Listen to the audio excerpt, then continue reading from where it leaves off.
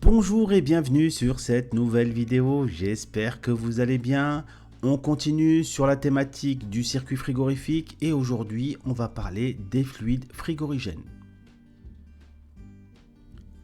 Alors comme vous le savez déjà, à l'intérieur de nos tuyauteries on va retrouver le fluide frigorigène. Celui-ci va être mis en mouvement par le compresseur et donc ce fluide va circuler et tout au long de son parcours il va traverser différents équipements. Donc le condenseur, la bouteille de liquide, le filtre, le voyant, l'électrovanne, le détendeur. Il arrive donc à l'évaporateur et revient ensuite à l'aspiration du compresseur. Nos deux éléments principaux du circuit, le condenseur et l'évaporateur. Le condenseur va permettre de refroidir le fluide frigorigène. Celui-ci va se condenser, c'est-à-dire qu'il va passer de l'état vapeur à l'état liquide. Dans l'évaporateur, le fluide frigorigène est froid, il capte la chaleur du milieu à refroidir. Lorsqu'un liquide reçoit de la chaleur, il bout et donc le fluide frigorigène tout au long de son avancée dans l'évaporateur va s'évaporer pour se retrouver donc à la sortie de l'évaporateur 100% vapeur et être aspiré de nouveau au compresseur pour un nouveau cycle. Alors sur le marché, il existe un grand nombre de fluides frigorigènes. J'en ai mis ici quelques exemples. Vous inquiétez pas, on va étudier de façon très précise tout de suite après donc les différentes familles de fluides. Mais pour commencer, donc on peut parler du R22, du R134, du R404, du R744 par exemple, le CO2 qui arrive en force, les nouveaux fluides de 4e génération, le R32 ou l'ammoniac. Ces fluides ont pour point commun les atomes qui les constituent. Alors on va retrouver dans ces fluides frigorigènes de l'hydrogène, du carbone, du chlore, du fluor ou du brome. Accessoirement, on pourra retrouver d'autres atomes. Mais c'est les principaux atomes que l'on retrouve donc dans nos fluides. Allez, je passe au slide suivant et de façon très globale, très générale, donc le rôle du fluide frigorigène, c'est de s'évaporer à très basse température et cela va permettre donc de refroidir une enceinte. Donc cette enceinte peut être une chambre froide, un entrepôt frigorifique, un habitacle de voiture ou tout simplement un bureau à climatiser. Et dans la mesure où le fluide frigorigène va s'évaporer, cela va permettre donc d'échanger de la chaleur sous forme de chaleur latente et vous savez maintenant que c'est beaucoup plus intéressant d'un point de vue énergétique. Alors une petite expérience pour mettre en évidence l'intérêt d'utiliser des fluides frigorigènes qui s'évaporent à basse température. Donc habituellement, pour faire bouillir de l'eau à pression atmosphérique, on sait tous qu'il faut la chauffer et atteindre le point d'ébullition qui se trouve être à 100 degrés. Si je prends cette même casserole sans la chauffer et que je verse à l'intérieur du R134A, donc qui est un fluide frigorigène très connu, l'ébullition va se passer à moins 26,4 degrés Celsius et encore beaucoup plus bas avec du R717, donc c'est de l'ammoniac. Donc l'ébullition à 1 bar se produira à moins 33,3 degrés Celsius. Donc là, vous voyez tout l'intérêt d'utiliser donc des fluides frigorigènes qui vont pouvoir capter de la chaleur dans une ambiance et bouillir donc à très basse température. Allez, on parle maintenant des caractéristiques des fluides frigorigènes. Lorsque l'on se balade un petit peu sur Internet, on retrouve ce genre de tableau qui recense les différents types de fluides frigorigènes associés donc avec leurs différentes caractéristiques. Moi, je vous en propose ici 3, mais bien sûr, il y en a beaucoup plus. Ces 3-là sont vraiment très importantes. Donc, je vais vous parler de l'ODP, du PRG, on l'appelle aussi GWP, et du groupe de sécurité, on l'appelle aussi classement donc du fluide frigorigène. Allez, on est parti pour la première caractéristique. Je vais vous parler de l'ODP. C'est un acronyme anglais qui veut dire Ozone Depletion Potential. Donc, c'est un indice qui mesure l'impact de destruction de nos fluides frigorigènes sur la couche d'ozone. Alors, comme vous le savez sûrement, la couche d'ozone a un rôle protecteur. Elle est là pour filtrer une partie du rayonnement solaire. Elle est mise en danger à cause des atomes de chlore qui viennent la détruire progressivement. Et comme vous le savez sûrement, une partie de nos fluides frigorigènes contiennent du chlore, en particulier le R11, le R12 et le R13. Et ces fluides ont un ODP de 1, donc le R11 qui est l'indice de référence. Mais ces fluides donc sont interdits depuis fort longtemps, hein. Ils sont interdits depuis 2001 grâce au protocole de Montréal. Bon, il faut savoir que ces fluides ont existé. Allez, je passe à la deuxième caractéristique et là je vais vous parler du PRG, on l'appelle aussi GWP. Donc en français, PRG ça veut dire potentiel de réchauffement global ou GWP, donc en anglais Global Warming Potential. Donc c'est un indice qui va permettre donc de caractériser l'impact de nos fluides frigorigènes sur l'effet de serre. Alors l'effet de serre, c'est un phénomène naturel qui est bon à la base pour la planète. Donc le rayonnement solaire arrive au niveau de la surface donc, de la Terre. Une partie de cette chaleur va rester emprisonnée donc dans l'atmosphère. Une autre partie normalement devrait partir dans l'espace. Mais le problème, c'est que lorsqu'on va avoir des constituants qui vont venir se stocker dans l'atmosphère, donc une partie plus importante de ce rayonnement va rester coincée et ce qui va provoquer donc un réchauffement climatique. Alors nos fluides frigorigènes ont leur part de responsabilité puisque ce sont des fluides à réchauffement, donc on dit que c'est des fluides à GWP. L'indice de référence c'est le CO2, il a un GWP de 1. Et par exemple, si je prends le cas du R134A, lui a un GWP de 1300, c'est-à-dire que si je libère 1 kg de R134A, c'est comme si j'avais libéré 1300 kg de CO2, c'est énorme. C'est comme si une voiture, par exemple, pas de dernière génération, mais avait roulé entre 10 et 15 ans en termes d'émissions de CO2. On a par exemple le R404A qui a été très utilisé en froid négatif, qui lui a un GWP encore plus grand de 3900. Alors ces fluides à GWP sont en cours d'interdiction et ça a été ratifié donc au niveau du protocole de Kyoto en 1997. Allez, troisième caractéristique, on va parler du groupe de sécurité. Donc là, on voit ici que sur le groupe de sécurité, quatrième colonne, on a A1, A1, A partout. Visiblement, on a une lettre et un chiffre. Alors, on a un tableau ici qui est en anglais, ça tombe très très bien pour qu'on puisse progresser tous ensemble. Moi, le premier. Donc, on va se retrouver déjà avec deux lettres, soit A ou soit B. Donc, A donc pour lower toxicity, donc faiblement toxique, donc c'est A. Et la deuxième, donc, c'est la lettre B pour hautement toxique. Ensuite, on a un chiffre en fin de compte, donc 1, 2, 2 ici et 3. Donc ça indique le niveau d'inflammabilité donc, du fluide frigorigène. Donc A1, c'est non inflammable. A2L, donc L pour léger, donc lower flammability, donc légèrement flammable. Et A2, donc c'est flammable et très inflammable pour la 3. Ok. Alors, on peut avoir aussi le même déroulement sur du fortement toxique. Donc, on a B1, B2L, B2 et B3.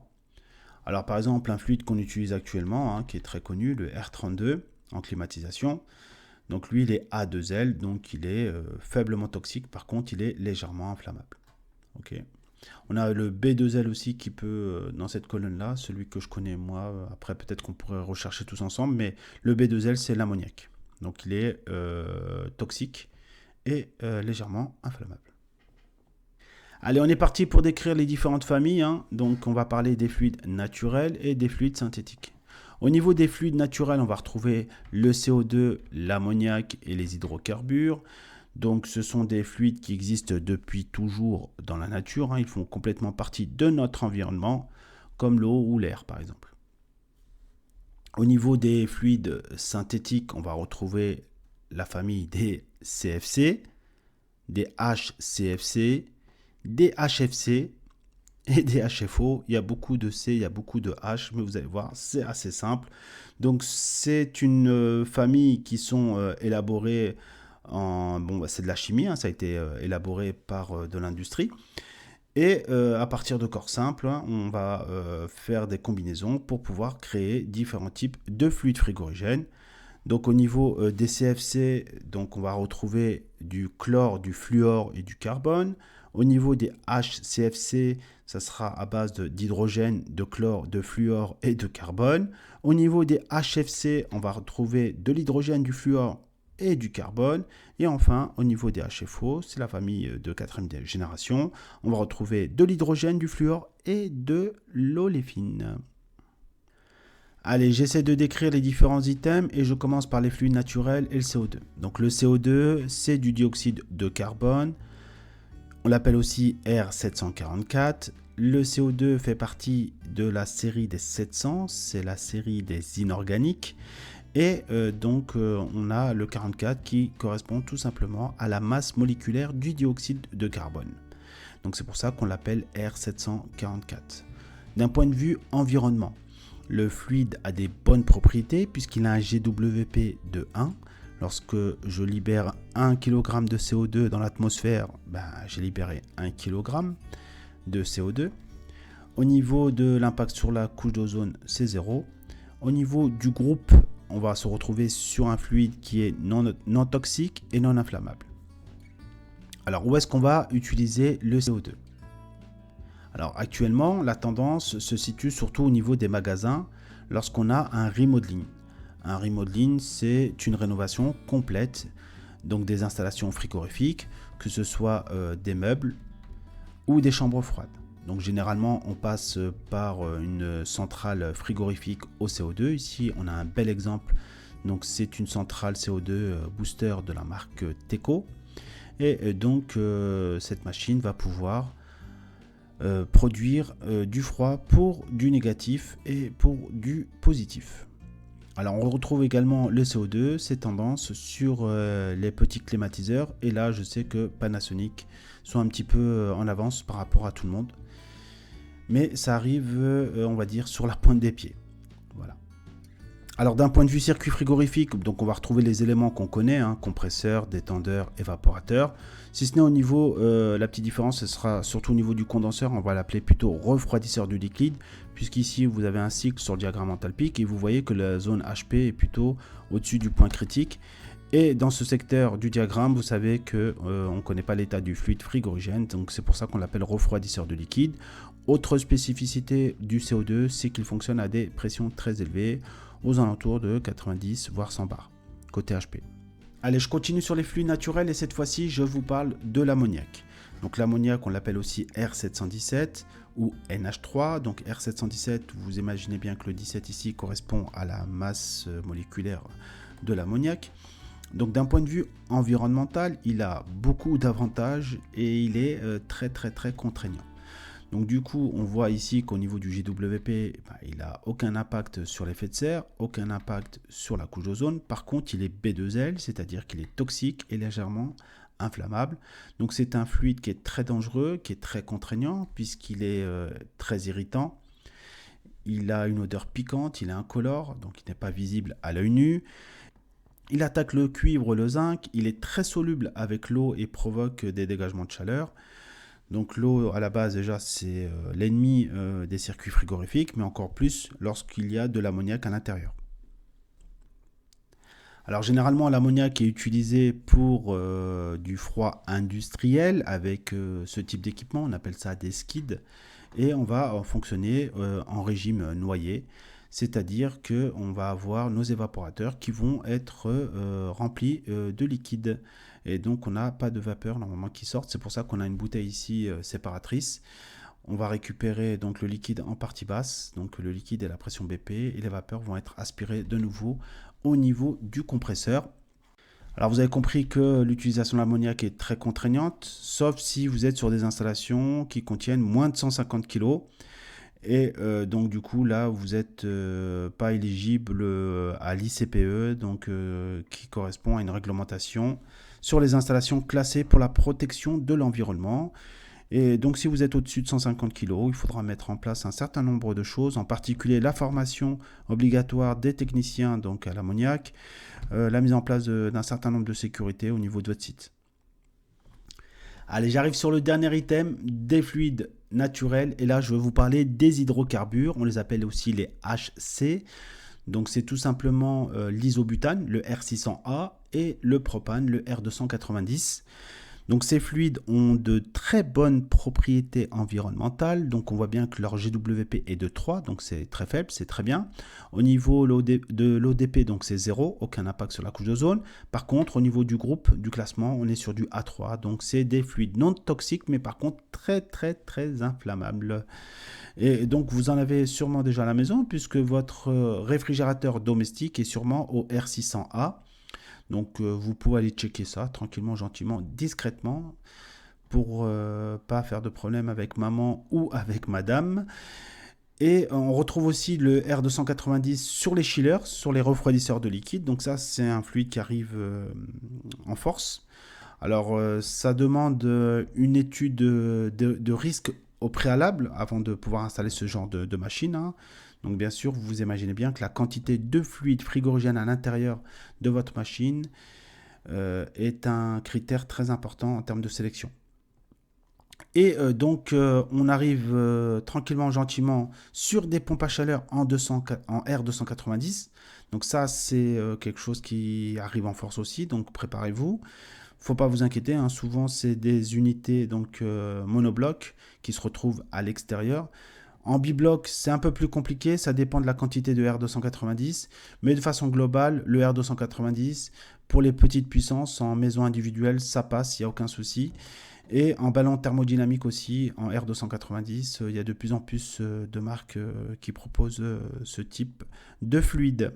Allez, je passe aux fluides synthétiques. Donc les fluides synthétiques, ce sont les fluides qui sont fabriqués en usine à partir d'hydrogène, de carbone ou de fluor. Donc je passe tout de suite à la famille des CFC. Donc les CFC, ce sont les chlorofluorocarbures. Ce sont des fluides qui contiennent du chlore.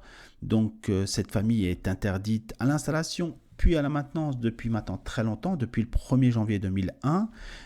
Et cela parce que ce sont des fluides, vraiment, ce sont des catastrophes environnementales. Vous voyez le GWP du R11 4750, du R12 10900, et en plus, pour ajouter, pour couronner le tout, on était sur des fluides AODP. Donc ils sont interdits, et tant mieux. Allez, je passe à la deuxième famille, et là je vais vous parler de la famille des HCFC, donc HCFC pour hydrochlorofluorocarbures. Donc ce sont des substances de transition, donc elles étaient là pour remplacer un temps la famille des CFC. Et on voit ici par exemple pour le représentant le plus connu de cette famille, le R22. Donc ce fluide a un GWP de 1810. Bon, à la limite, on est sur des GWP de nos fluides actuels. Et on avait un plus faible ODP que nos CFC. Alors ce fluide a été très utilisé en climatisation et en froid industriel, donc en froid positif et en froid négatif. Et il est interdit à la réparation et à l'installation depuis le 1er janvier 2015.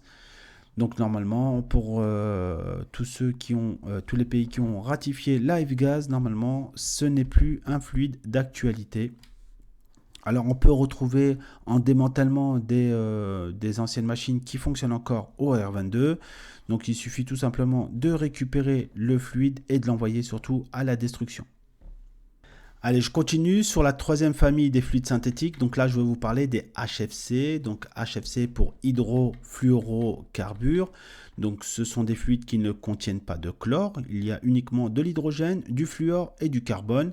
C'est pour cela que l'ODP pour ces fluides-là est égal à 0. Par contre, ce sont des fluides AGWP. Donc les fluides qu'on utilise actuellement et les plus répandus donc, sont ici, hein, le R134, le 410, le 404 A ou le 407C, et on voit que ce sont des fluides AGWP. Donc par exemple le R134 a un GWP 2300, donc ces fluides contribuent fortement à l'effet de serre. En termes de classement, on va retrouver des fluides qui sont majoritairement A1, sauf pour le R32 qui est classé A2 et qui a un GWP qui est assez faible, donc c'est pour ça qu'il est tendance actuellement et qu'on l'utilise beaucoup en climatisation. Alors ces fluides sont en cours d'interdiction, c'est ce qu'on appelle la phase down. La phase down, donc c'est une réduction progressive de la famille des HFC jusqu'en 2030. Donc du coup, d'ici 2030, on aura plus que 21% du parc qui sera équipés en fluide de type HFC. À noter que pour la série 400, donc le 410A, le 404A et le 407C, ce sont des fluides à mélange. Donc on va retrouver à des proportions plus ou moins différentes du R32, du R125 et du R134 dans ces fluides. Donc ça va nous poser un petit problème, surtout au niveau de l'évaporation de la condensation, puisque lorsqu'on a plusieurs fluides, on a plusieurs températures d'évaporation. C'est ce qu'on appelle le glissement, mais restez bien connectés, il y aura des vidéos sur cette thématique plus tard. Allez, j'attaque la dernière famille, le dernier venu des fluides synthétiques, c'est la famille des HFO. Ce sont des fluides de 4e génération. Donc HFO, ça veut dire hydrofluorooléphine. On voit qu'il n'y a pas de chlore, donc l'ODP est bien égal à 0, ça fait plaisir. Par contre, on a un petit peu de GWP, peut-être pas pour les deux premiers, 1234Z2 et 1234YF, qui ont un GWP inférieur à 1, donc ça c'est très bien pour l'effet de serre. Par contre, en froid négatif, on utilise du 448A et du 449, et là malheureusement, on n'arrive pas à trouver des fluides à bas GWP. Mais par contre, on est quand même beaucoup plus intéressant que les fluides de la famille des HFC, ceux qu'on a vus juste avant. Alors les HFO, donc c'est une famille qu'on va surtout utiliser en remplacement en rétrofit, d'accord? Donc sur les anciennes centrales, par exemple, qui fonctionnaient au 404A, bon, on peut faire ce qu'on appelle un rétrofit, on remplace le fluide par du R448A, ça marche très très bien, il y a juste les détendeurs à régler, et ça passe comme une lettre à la poste. Et les 1234Z2YF, eux, on va surtout les utiliser en climatisation. Alors, soit dit en passant, vous voyez que sur Internet, on trouve beaucoup d'annonces. Là, c'est une petite annonce 100% originale. Faites attention lorsque vous achetez du fluide. Déjà, bon, en Europe, en France en particulier, il faut une attestation de capacité. Et donc, si vous achetez du fluide, bon, il faut l'acheter chez un fournisseur fiable.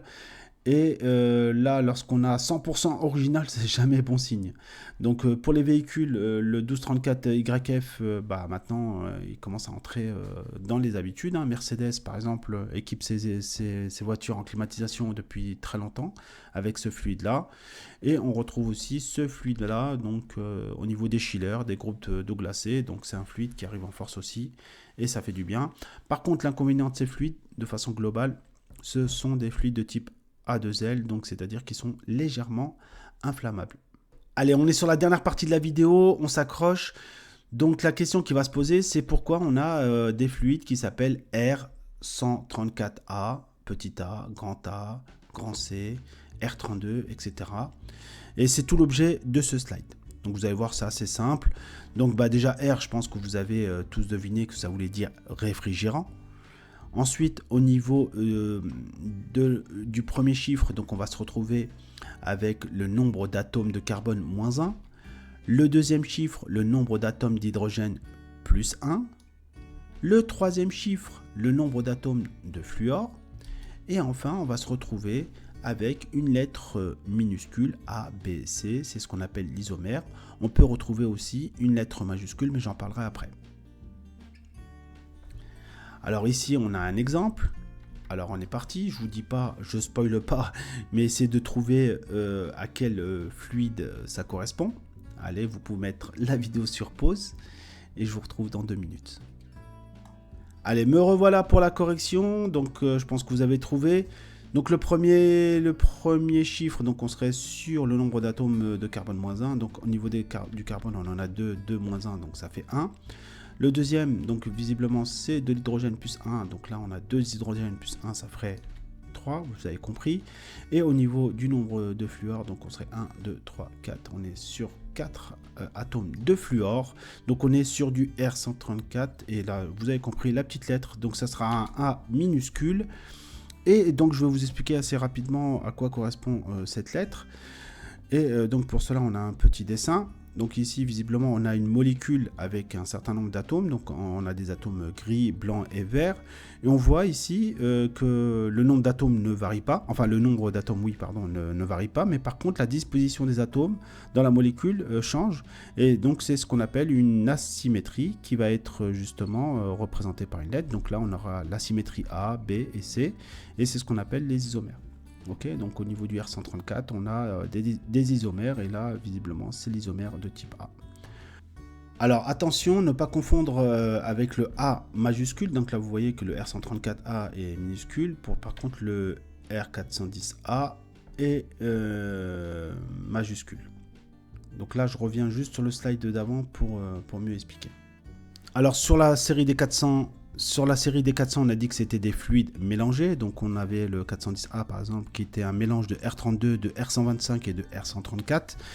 Et ce qui va influencer ici la lettre majuscule, donc on va avoir du A, du B ou du C, c'est la proportion de chacun des constituants du mélange. C'est tout simple, voilà. Donc tout ça c'est de la chimie, donc l'idée c'est d'avoir la connaissance, et puis après, bon, si vous voulez faire la chimie, il faudra peut-être approfondir mes explications, mais là de façon globale, je pense que vous avez tous les éléments pour pouvoir avancer. Allez, je reviens à mon slide, et donc là on a un petit exercice à gauche, vous avez vu là, la petite molécule qui nous attend, et je vous demande de m'identifier quel est le nom du fluide ici. Voilà, donc vous pouvez mettre la vidéo sur pause, et je vous récupère dans 1 minute. Allez, me revoilà, et donc je vous donne la réponse. Donc là, on serait sur au niveau du carbone. Donc déjà, j'ai mis 0 ici. Pourquoi? Parce qu'il y a un seul carbone. Donc on a dit carbone moins 1. Donc là, ça fait bien 0. Au niveau de l'hydrogène. Donc l'hydrogène, visiblement, il y en a 1. Donc on fait 1 plus 1, ça fait bien 2. Et au niveau du fluor, il y en a 3. Donc là, généralement, lorsqu'on a des zéros sur la formule, on les fait sauter. Et donc là, ce fluide-là, ça serait du R23. Donc un fluide très très intéressant pour faire du froid négatif. Allez, dernière partie de la vidéo, promis. Donc du coup là on va se retrouver sur les plages de fonctionnement des différentes familles, donc en termes de température. Donc ici en abscisse on va retrouver les températures de 40 degrés à moins 100 degrés. Et là sur la famille des HFC, par exemple le R134, donc lui son cœur de fonctionnement on voit bien qu'il est à 0 degré, donc c'est plutôt pour du froid positif. Au niveau des fluides qu'on a vu, le 404, mais lui il est interdit, mais c'est pas grave. À titre informatif, on voit que son cœur de fonctionnement, lui, c'est plutôt en froid négatif. Le 410, lui, il a la double casquette puisqu'il peut fonctionner en froid positif, mais aussi en froid négatif. Le R23 qu'on a vu juste avant, voilà, donc lui, c'est pour aller chercher des températures très basses, moins 60, moins 80 degrés. Le 407C, c'est plutôt pour de la climatisation. Donc ça c'est pour la famille des HFC.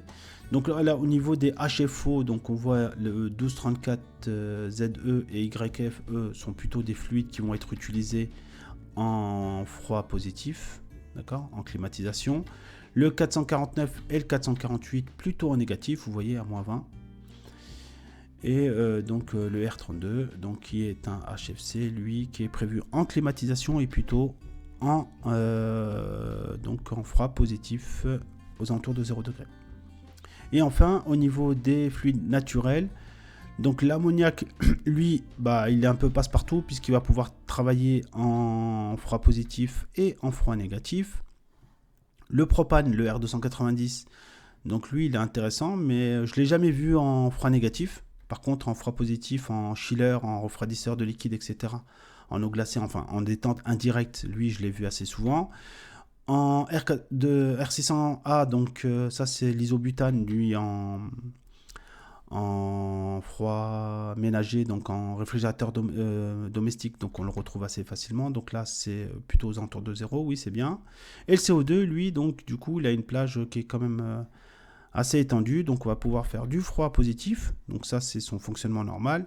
Et on pourra descendre jusqu'à moins 20, moins 40, mais c'est avec des systèmes de type biétagé, booster. Et ça, on pourra en parler un peu plus tard au niveau des vidéos. Donc je reviens sur mon premier slide. Bravo à vous si vous avez tenu jusqu'au bout. Donc j'espère que ces quelques explications vous ont été profitables. Et je vous dis à tout de suite pour la suite. Prenez soin de vous. Ciao!